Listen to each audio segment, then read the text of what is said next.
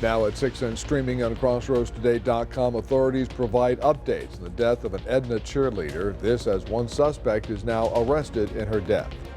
Indictments have been made in the case of a stolen tabernacle from an El Campo church. And a pregnant Texas woman who was denied court permission for an abortion has left the state to get the procedure. We started off with great sunshine today, but the clouds have rolled back in. Next couple of days are going to be warmer, but there's rain at the end of this week, and we'll have all those weather details coming up. Plus, hear from the Tigers from over in El Maton. That's coming up in sports. You're watching 25 News now at 6. Good evening and thank you for joining us. I'm Don Brubaker. Karina Garcia is off tonight. A man has been arrested in connection with the killing of a 16-year-old cheerleader from Edna. Lisbeth Medina was found dead by her mother in her bathtub last week. The suspect has been identified as 23-year-old Rafael Romero. He is arrested for capital murder, makes him eligible for the death penalty if convicted. Members of the community mourned the victim at a vigil on Saturday night. One family member had said Lisbeth aspired to become a nurse. 25 News now has obtained the preliminary autopsy reports on 16-year-old Lisbeth Medina. The report says Medina died from sharp force injuries. A final report is pending. The victim's mother found her last Tuesday night in the bathtub at her apartment. The 23-year-old suspect arrested in the case remains at the Jackson County Jail in lieu of $2 million bond. Illegal dumping of trash within Victoria County is a problem that keeps getting increasingly messier, causing county commissioners to find out a way to clean up this messy and expensive problem. Kenneth Sexton, Precinct 4 Commissioner, says the dumping of trash is increasing inside his precinct at a fast rate, causing officials to neglect other projects in order to clean up the dump site, and that's just the beginning. It's just complete disregard to public property. And, we estimate it costs us over $1,000 every dumping to clean up, not to mention law enforcement investigation time. Sexton says the county is looking into installing cameras and increasing patrols in known dump site areas. The county has designated courtesy trash stations along with recycle stations located in precincts 1 and 4. They can be used by any Victoria County resident. For more information, visit vctx.org. To report illegal trash dumping, call 911. Here's your viewer poll this evening. Scan that QR code on your screen to vote now. Here's the question. Are you concerned about the illegal dumping of trash in your neighborhood? Yes or no? Let's look at the numbers. 71% of our voters say yes, they are concerned. 29% say no. We thank you for voting. We want to hear your opinion. Come to CrossroadsToday.com and we'll have an update on what you and neighbors are saying on 25 News Now after Monday Night Football. A $100,000 bond was set for an El Campo police detective charged with aggravated sexual assault. KPRC reports 40-year-old Freddie Douglas was arrested and charged. Douglas was arrested at El Campo PD headquarters last week and transported to the Brazoria County Jail. Douglas has been placed on administrative leave while under investigation. The investigation into the sexual assault started on November 16th after the incident was reported on November 8th. The two men accused of stealing religious items from St. Robert's Catholic Church in El Campo in September, and the woman police say helped hide the stolen goods, have been indicted by the Wharton County Grand Jury. The El Campo Leader News reports 29-year-old Jose Jaramillo and 44-year-old Thomas Graham were linked to the church theft, as is 61-year-old Sandra Hedges. The grand jury issued 2-count indictments against Jaramillo and Graham, and a single-count indictment was issued against Hedges. Now let's take a first look at your forecast. Here's First Warn Storm Team Chief Meteorologist Mac Pettis. Mac, were you surprised to see frost on the roofs this morning? Yes, in spite of the fact that I said they wouldn't have any freezing weather before Christmas, we dipped down to 32 for 1 hour this morning, and there was a little bit of a chill in the air and some frost out there, but it wasn't a widespread snowstorm or anything like that. We'll be taking a look at the return of all that moisture that got pushed away, and so we're looking for milder weather but rain by the end of this week. I have more details on that coming up in just a moment. Don, back to you. Mac, thank you. As Israel enters its third month in its war against Hamas, thousands of miles from the conflict, reports of hatred in America continue with an uptick in anti-Semitism, anti-Muslim bias, and reports of hate across college campuses. We won't stand for it, we won't tolerate it, and we come together to condemn it yet again today. This scene is the latest example of the anti-Semitic incidents spreading across college campuses in the U.S.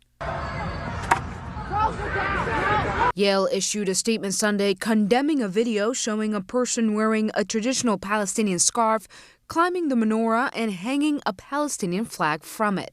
I have heard from students saying they're moving out of dorms. They're thinking of transferring schools because they don't feel safe.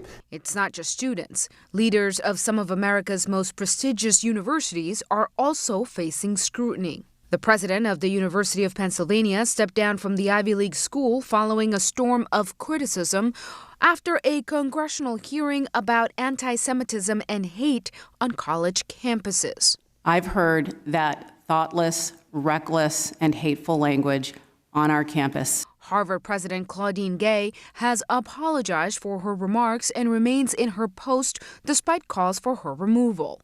On the other hand, Gay has more than 600 signatures in support from faculty members. Anti-Semitism is very real. We've been seeing it on college campuses across the country. We see it in rising hate crime statistics, and we can't just dismiss it.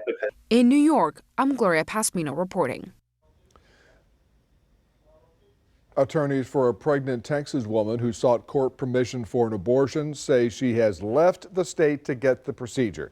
The announcement comes as 31-year-old Kate Cox awaited a ruling from the Texas Supreme Court over whether she could legally obtain an abortion under narrow exceptions to the state's bans. A judge gave Cox permission last week, but that decision was put on hold by the state's high court.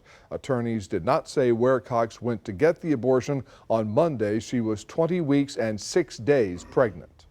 He is so lucky to have the resources and the support and the time to be able to travel. That is not true for most women. They don't have the money. They can't get time off work. They may not have childcare to watch their kids at home.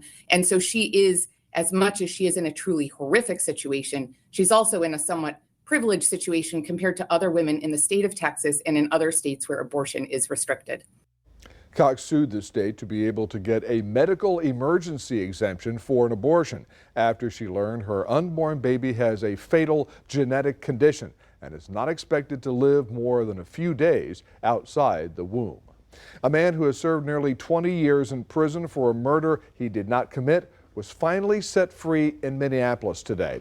Lawyers for the Great North Innocence Project were able to convince a judge to overturn the conviction of Marvin Haynes after finding additional evidence to clear Haynes. They successfully argued Haynes was wrongly convicted as a teenager after a problematic police lineup and questionable eyewitness testimony. No physical or video evidence ever linked him to the crime. Remember to subscribe to our YouTube channel, Crossroads Today. Hit the like button and click the notification bell so you can see Crossroads Today on YouTube. Stay with us. Donald Trump leads in the latest polls for the presidential race. That's coming up on 25 News Now at 6. Also ahead, the Supreme Court's latest ruling on vaccine mandates, how this impacts federal government workers.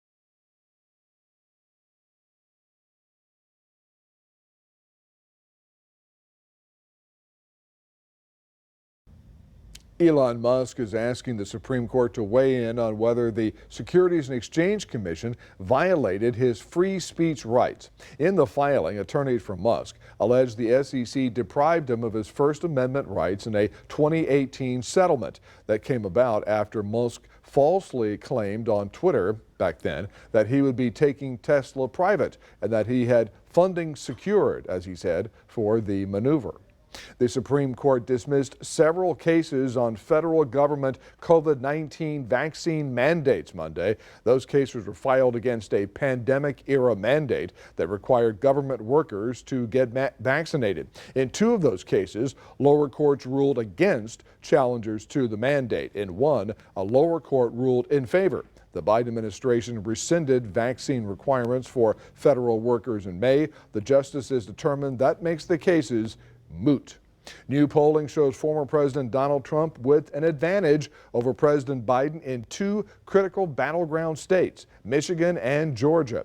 Broad majorities in both states hold negative views of Biden's job performance, policy positions, and sharpness.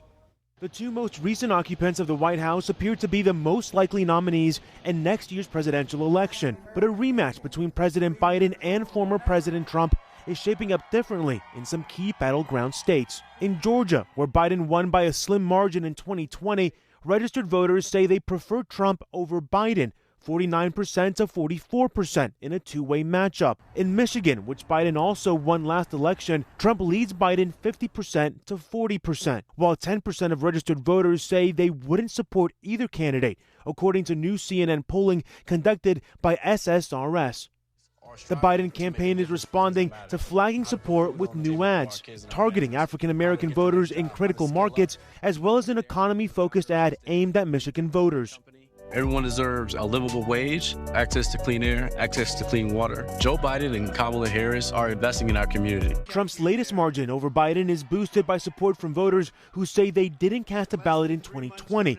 Breaking in Trump's favor by 26 points in Georgia and 40 points in Michigan. I'm running to liberate America. We want to liberate America because we're in a country that's in a lot of pain right now, a lot of hurt. Another trouble spot for Biden, young voters. In both states, only 9% of voters younger than 45 say Biden is exactly what they'd like to see in a president in terms of policy positions. I'm Ivan Rodriguez reporting.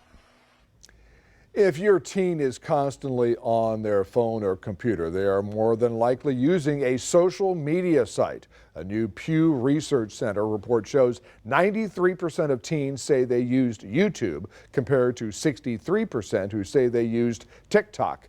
1/3 of the respondents say they used at least one of these almost constantly. In general, 46% of teens say they use the internet almost all the time. That figure has doubled since the first Pew survey conducted in 2015. The Jewish holiday of Hanukkah continues. In Austin, Governor Greg Abbott delivered remarks at the Texas Capitol menorah lighting ceremony. The governor was joined by several rabbis and other local faith leaders, and he had the opportunity to light what's known as the servant or attendant candle, which is responsible for lighting all the other candles on the menorah. The Jewish Festival of Lights began at sunset on December 7th and ends on the evening of December 15th. Well, good evening, everybody. We started off with an even 32 this morning, so it was cold, but all of a sudden it started getting warmer as the Gulf air is rolling back in very quickly. We got up to 68 degrees today, and there was that 32 for 1 hour. Okay, there was not a big ice storm, but it did touch freezing right there for 1 hour. Next couple of days will be actually warmer and milder, but by Friday, got a good chance of some significant rainfall. This is a lot bigger than the last one. So we'll talk about that coming up in just a few minutes. Stay tuned.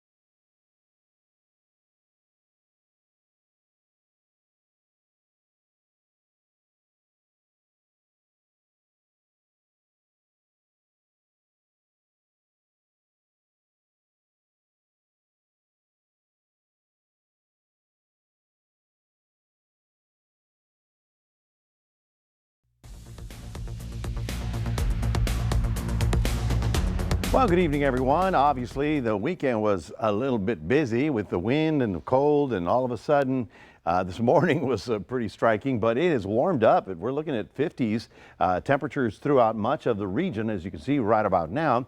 The winds have also turned from the southeast, so that's a big difference as to why the cloud deck is going to be rolling back in, and we're almost going to be 70 degrees by tomorrow. There you see the deck of clouds coming up from the Gulf and moving back into the area. This is going to be the beginning of a rather cloudy, warm couple of days. What's so big turnaround? Well, first of all, the ridge of high pressure brought us the clear air. Well, that's already east, so our winds are turning back. And also, we've got a very interesting development right about here over Santa Fe, New Mexico. We've got a developing storm. You say, well, I don't see it. Where is it? Well, here's where it is. It is over the northwest. It's diving down, and it's going to be developing right about there. Now, this is going to be very interesting because all of the desert Southwest will be affected by this. This is a wind and snow and rain maker for all of West Texas, New Mexico, Colorado. It's a big winter storm. As far as we're concerned, for until Wednesday, we've got that strong wind bringing up that Gulf air. Well, eventually this thing is going to pass through our area on Friday. You can see it right about here. We go to Wednesday. Then we'll go 24 hours into Thursday. It gets into the Panhandle. And then on Friday, it's going to be right on top of us. That's why I'm thinking we're going to have pretty good shot at rain when that system comes through. On Saturday, it begins to pull away, so it will clear things up as we get to the weekend. But your Friday is going to be pretty sloppy, and so we're going to have to get ready for that activity. Tonight, about 45 in the city, 53 down in the Sea Drift area. Tomorrow, we're looking at high temperatures getting all the way back up to 70 degrees, you know, from freezing to 70 degrees because of that wind. The wind will come out of the southeast for the next couple of days, bringing warm air all the way back to even far west Texas. But as I mentioned, it's going to be right there in the Texas Panhandle where this storm is going to gather and develop into a big weather maker. Now, 55 tonight in Port Lavaca, getting up to 69 tomorrow. We're going to call it partly cloudy. And then tomorrow in Cuero, we're looking for mostly cloudy skies. So this is all that Gulf air rolling back in. So we may be chilly in the morning, but we're getting up to 69 in the afternoon. So we look at the entire week in our 7-day. You can see a fairly mild day, getting up to about 71. Cloudy and getting humid and still on the mild side for Wednesday. Thursday night is when the rain starts to develop over the region. Certainly by then we'll know what's going on in far west Texas. And then that front will come through here on Friday afternoon. At this time, this could be, you know, we didn't expect a lot of rain out of that last front. This one we do expect a lot of rain, and this could be a ½ an inch of rain out of this system. The good news is that it's a fast mover. By Friday, or rather Saturday morning, it'll start pulling up. But notice temperatures don't really drop much behind that front because it's coming at us from the western part of the country. That is your 7-day forecast, reminding everybody we do have a QR code. We'd love for you to scan that. Put Crossroads Today on your phone. Here's Don. And Mac, thank you. And Zach Brown is here. And Mac, how about those Cowboys? Well, how about them Cowboys? They got a huge win over a division foe and set themselves up nicely. I'll have that in sports.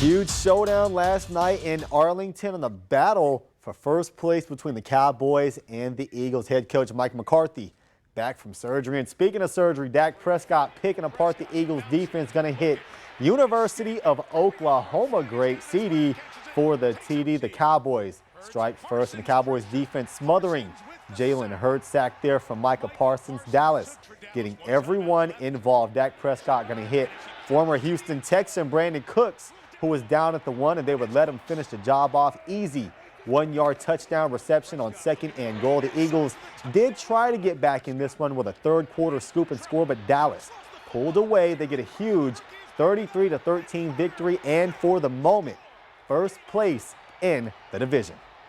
We needed to get this game, and more importantly, I just wanted to see us take a step as a football team, because it's about winning. Always be about winning, but you got to improve. You have to improve down the stretch here. You want to be playing your best football in December, and I think we got off to a great start tonight.